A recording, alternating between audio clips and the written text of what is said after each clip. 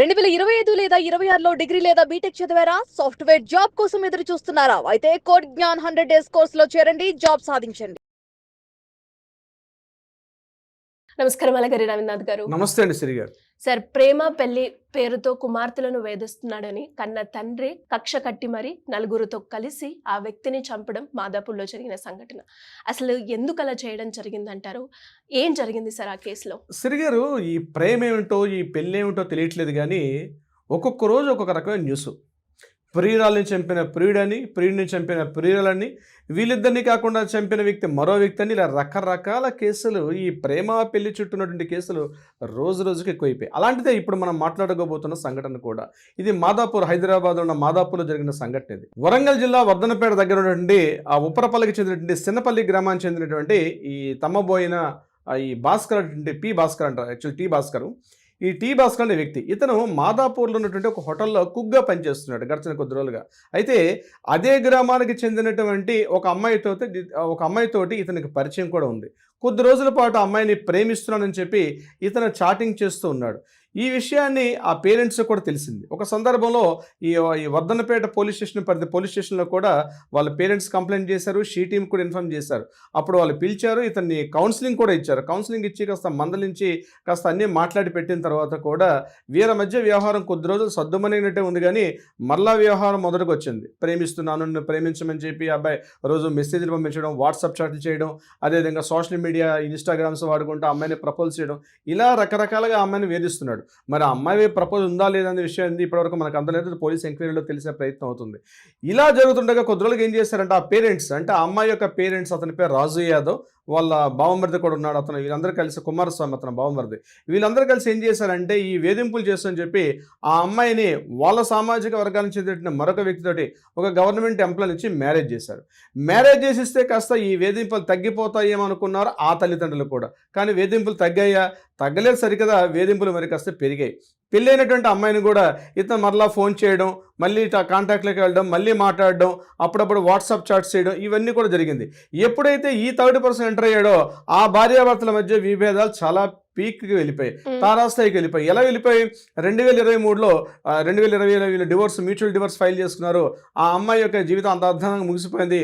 వాళ్ళిద్దరూ mutual divorce కూడా తీసేసుకున్నారు. మ్యూచువల్ డివోర్స్ అంటే ఇతని వల్ల మ్యూచువల్ డివోర్స్ తీసుకున్నారని చెప్పి అక్కడ మనకు అందిన సమాచారం మేరకు దాని తర్వాత ఇద్దరి మధ్య మళ్ళీ చాటింగ్స్ మొదలైంది. అమ్మాయి మళ్ళీ ఇంతకుముందు అక్కడ మూసాపేట పర్వతగిరి ఏరియాలో ఉండేది, అక్కడి నుంచి షిఫ్ట్ అయిపోయి ఇక్కడ బేగంపేటకు వచ్చి తన చెల్లితో కలిసి మళ్ళీ ఎగ్జామ్స్కి ప్రిపేర్ అవుతుంది.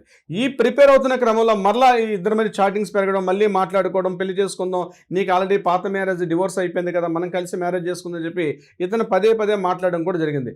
ఇక్కడితో కథ ఆగిందా, అక్కడితో కథ ఆగకుండా ఆ చెల్లి వైపు కూడా వెళ్ళాడు, ఆ చెల్లితో కూడా మాట్లాడడం, ఆ చెల్లితో కూడా ప్రపోజల్ పెట్టడం, ఇలాంటి పోకిరీ చేష్టలు విపరీతంగా పెరిగిపోయాయి.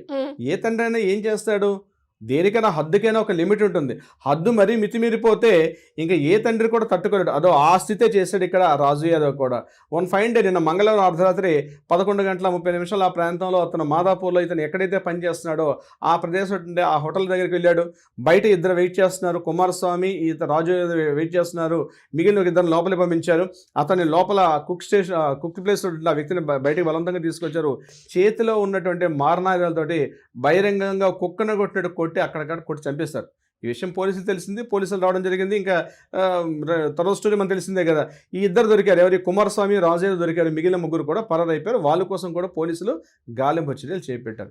ఈ కథ ఇలా ఉంటే ఎవరైతే చనిపోయిన మృతుడి యొక్క బ్రదరు అతను మాట్లాడుతుంటే వెర్షన్ మరో రకంగా ఉంది. ఈ అమ్మాయిని ఇతడు కావాలని చెప్పి ట్రాప్ చేశాడని, తన ముగ్గులోకి దించాడని, అతను బలవంతంగా ఉండేటప్పుడు, అంటే పెళ్లి చేసుకోవడానికి వీళ్ళిద్దరు కూడా సిద్ధపడినప్పుడు కూడా కులాలు వేరవడం వల్ల, అంటే వీళ్ళు యాదవ వర్గానికి చెందినవారు, వాళ్ళేమో వేరే కమ్యూనిటీ చెందిన సామాజిక వర్గానికి చెందినవారు. సో వీళ్ళిద్దరి మధ్య ఎప్పుడైతే డిఫరెన్షియేట్ వచ్చాయో ఇమీడియట్గా వాళ్ళు ఏం చేస్తారంటే ఆ సామాజిక వర్గానికి చెందినటువంటి ఆ వ్యక్తితో పెళ్లి చేయడం కూడా జరిగింది. అయితే వాళ్ళిద్దరు కూడా ఇతని మీద ప్రేమ వల్ల కలిసి ఉండలేకపోయారని, అందువల్లనే మరలా డివోర్స్ తీసుకుని బయటకు వస్తే మరలా పెళ్లి చేసుకుంటారని చెప్పి ఈ మధ్య ఈ కమింగ్ ఇంకో 3-4 డేస్లో వీళ్ళు వేరే మ్యారేజ్ చేసుకుని సిద్ధమవుతుంటే దీన్ని తట్టుకోలేకే తండ్రి ఈ రకం ఇంత అకృత్యానికి పాల్పడ్డాడని చెప్పి మృతుడి యొక్క సోదరుడు చెప్పినటువంటి వివరాలు ఆ రకంగా ఉన్నాయి.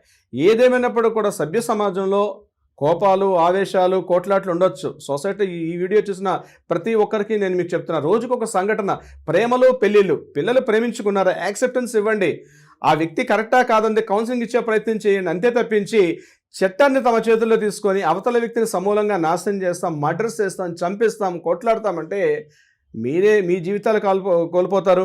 మీ కుటుంబం రోడ్డున పాలవుతుంది. పట్టించుకునే నాదుడుండడు. చాలా అస్తవ్యస్తం అయిపోతుంది. తాత్కాలికమైన ఆవేశాలకు లోనైతే భారీ మూల్యం చెల్లించుకోవాల్సిన పరిస్థితి వస్తుంది సిరిగారు. అయితే ఇక్కడ మనం సోదరుడి వెర్షన్ ఇలా మాట్లాడితే ఆ తండ్రి వెర్షన్ ఇంకో రకంగా ఉండే అవకాశం కూడా ఉంటుంది. తన కళ్ళెదురు పెరుగుతున్న అమ్మాయిల్ని, వారికి ఏది మంచిదో ఏది చెడో నాకు తెలుసు కదా, నా అభిష్టానికి వ్యతిరేకంగా, నా ఇష్టానికి వ్యతిరేకంగా ఎవరో ఇప్పుడు హోటల్లో కుక్క పనిచేస్తున్న వ్యక్తిని నేను అయితే హర్షించను, నాలంటే అంటే ఆ మైండ్ సెట్ ఉన్న వాళ్ళని హర్షించను. అంతేకాకుండా మ్యారేజ్ చేస్తే కూడా, మ్యారేజ్ చేసుకున్నప్పటికి కూడా మరలా తన జీవితంలోకి ఎంటర్ అయ్యి ఆ అమ్మాయి యొక్క లైఫ్ని స్పాయిల్ చేయడం, ఆ అమ్మాయి యొక్క మ్యారిటల్ స్టేటస్ని మొత్తం కూడా క్యాన్సిల్ చేసుకునే స్థితికి వచ్చి చివరి కోర్టులో వెళ్ళి మరలా విడాకులు తీసుకునే పరిస్థితి రావడం. సరే అయిపోయింది, మరలా అమ్మాయి ఏదో బాగా చదువుకొని ఏదో ఎగ్జామ్స్కి వెళ్తుంటే ఇప్పటికి కూడా ఆ అమ్మాయి జీవితాన్ని, అంటే తన పెద్ద కూతురుతో పాటు చిన్న కూతురును కూడా డిస్టర్బ్ చేస్తున్నాడు అని చెప్పి ఆ తండ్రి పూర్తిగా కక్ష పెంచుకున్నాడు ఈ విషయంలో కూడా. అంటే ఇక్కడ సోదరుడు కరెక్టా లేకపోతే తండ్రిది కరెక్టా అని జడ్జిమెంట్ చేస్తే మన పొజిషన్లో లేవు. కానీ వెర్షన్స్ నేను చెప్పే ప్రయత్నం చేస్తాను. ఆ తండ్రి ఈ స్థితికి ఎందుకు పాల్పడ్డాడంటే ఇది కరెక్ట్ అయింది కాదు కదా. ఇప్పుడు తన పిల్లల్ని ఎంత అల్లరి ముద్దుగా పెంచుకున్న తండ్రి తన కూతుర్ల భవిష్యత్తు తన కళ్ళ ముందే ఒక కొవ్వుతులా కరిగిపోతుంటే ఏ తండ్రిని మాత్రం తట్టుకోగలుగుతాడు? అదే విషయం ఇక్కడ రాజు యాదవ్ ఆలోచించి ఇంతటి ప్రతీకారం. అయితే దానికి కారణం రాజు యాదవ్ తాలూకా మనస్తత్వం ఉన్నటువంటి ప్రతి ఒక్క తల్లిదండ్రులు నేను చెప్పేది ఒకటే, ఇక్కడ విషయం అలాంటి స్థితి ఉన్నప్పుడు దాన్ని పెద్ద మనుషులతో మాట్లాడుకోవడమో, కోర్టుల ద్వారా మాట్లాడుకోవడం, అడ్వకేట్ల ద్వారా వెళ్ళడం, లేకపోతే తెలిసినటువంటి ఒక కౌన్సిలింగ్ సెంటర్స్కి వెళ్ళి మాట్లాడి అలాంటి ఆలోచన దృక్పథాన్ని మార్చుకోవాలి తప్పించి ఒక వ్యక్తిని సభ్య సమాజంలో ఒక వ్యక్తిని నడి రోడ్డు పైన అత్యంత కిరాతకంగా ఆటవిక సమాజంలో మనం లేము. అలాంటి వ్యక్తుల్ని బహిరంగంగా ఆ తలలు నరికేయడం, అట్లా వాళ్ళ కాలు చేతులు నరికేయడం అనేది ఎవరు కూడా హర్షించరు. మీకున్నటువంటి ఎమోషన్స్ని ఒక వ్యక్తిని నాశనం చేసేంత కీలకటి ఎమోషన్స్ ఉంటే ఎవరు కూడా హర్షించరు. దీనివల్ల ఎవరు లబ్ధి పొందారు? మీరు కావాలనుకున్న మీ కుటుంబం మీరేం దగ్గరున్నారు, ఈరోజు మీరు జైలు పాలవుతారు. ఇలాంటి ఆలోచన దృక్పథం నేను చెప్తున్నాను. మొన్న రీసెంట్గా ఆ షాద్నగర్లో జరిగిన సంఘటన అయితేనేమి, ఇప్పుడు ఈరోజు వరంగల్ జరుగుతున్న ఈ సంఘటన అయితేనేమి, వీటన్నిటికి కూడా ఎవరు బాగున్నారు ఇందులో? సరే చంపేసి చచ్చిన వాళ్ళు బాగలేరు, పోనీ మీరు బాగుంటారా? మీరు కూడా జైల్లో పోయి సంవత్సరాల పాటు మీరు జైల్లో ఒక జీవితకాలం శిక్ష పడితే జీవితకాలం పాటు జైల్లో ఉండాల్సిన పరిస్థితి వస్తుంది. ఇలాంటి అనాలోచితమైన నిర్ణయాలు, ఇలాంటి ఆలోచన లేనటువంటి నిర్ణయాలు, దీనివల్ల ఏమవుతుంది? మీ కుటుంబం, మీ దగ్గర వాళ్ళు, మీ బంధువులు అందరూ దూరం అవుతారు. అంటే ఇలాంటి ఆలోచన డెవలప్ కాకుండా ఉండాల్సిన పరిస్థితి మనందరం కూడా చేయాల్సిన బాధ్యత ప్రతి ఒక్కరిపైన ఉంది. ఏవో ఇళ్లలో గొడవలు ఉంటాయి, అంత మాత్రాన ఆ వ్యక్తిని చంపేయాలి, ఆ వ్యక్తిని సమూలంగా నాశనం చేసేయాలి, వాడిని చంపేయాలి, లేకపోతే నేనే చచ్చిపోవాలి. సినిమాల ప్రభావం విపరీతంగా ఉంది ఈ విషయాల్లో కూడా. సో ఇలాంటి ఆలోచన దృక్పథం ఎవరికైనా సమాజంలో ఉంటే ఈ వీడియో మీ 10 మందికి షేర్ చేయండి. It's not a right way, ఇది కరెక్ట్ కాదు.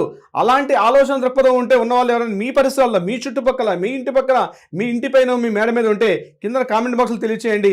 ఇమీడియట్గా వాళ్ళని కౌన్సిలింగ్ సెంటర్ తీసుకువెళ్ళే వాళ్ళని తక్షణమే మనం ఒక మార్పును తీసుకొచ్చే ప్రయత్నం చేద్దాం. సిరిగారు, డెఫినెట్గా సార్, మీరు అన్నట్టుగానే అంటే ఒకరిని చంపే రైట్ అయితే మనకి ఎక్కడ కూడా లేదు. అండ్ మనము నిజంగానే బాధపడి ఉండొచ్చు. అండ్ కుమార్తె విషయంలో మీకు నిజంగానే అన్యాయం జరిగి ఉండొచ్చు. దానికి చట్టాలు ఉన్నాయి, మాట్లాడడానికి న్యాయవాదులు కూడా ఉన్నారు. మరి అలాంటి సందర్భాల్లో లీగల్ పరంగా ముందుకెళ్తే చాలా బాగుంటుంది. Anyways, thank you sir, thank you so much. Thank you so much సిరిగారు.